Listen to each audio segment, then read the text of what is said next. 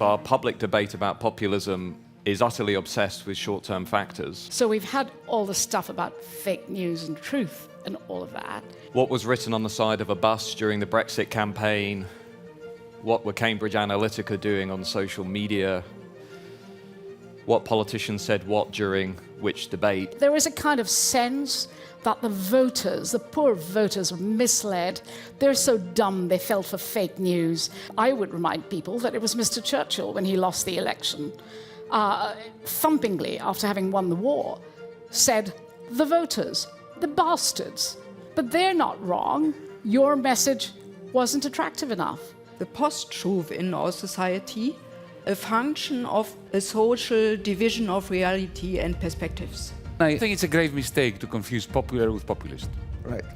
Every politician, each one of us wants to be popular, unless you are of a very weird disposition. Populism is a way of obtaining and retaining power. Activists like Greta, who are calling upon youngsters, citizens, to participate in politics, to demonstrate when the political institutions that ought to be promoting their interests, the interests of humanity, are failing, to conflate them with a populist like Trump or Matteo Salvini.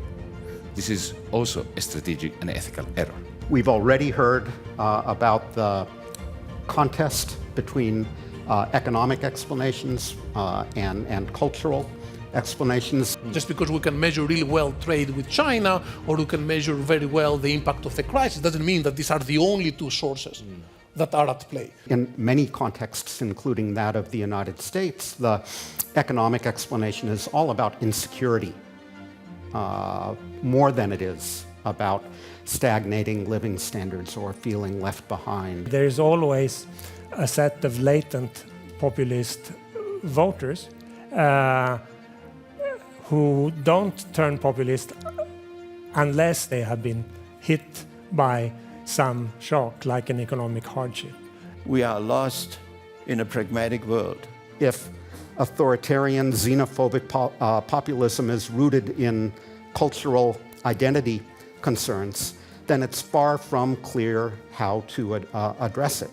If, on the other hand, it's rooted in economics, then we know a lot about how to address it, at least in principle.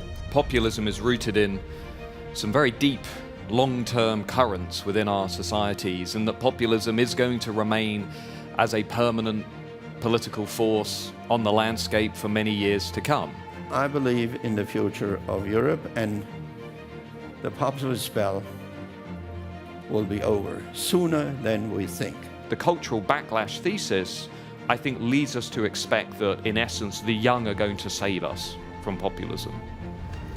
And I think it's important to remember that we now have generations coming into politics that are driven by a very different priority set and don't always look at traditional, conventional party politics as being the answer to that.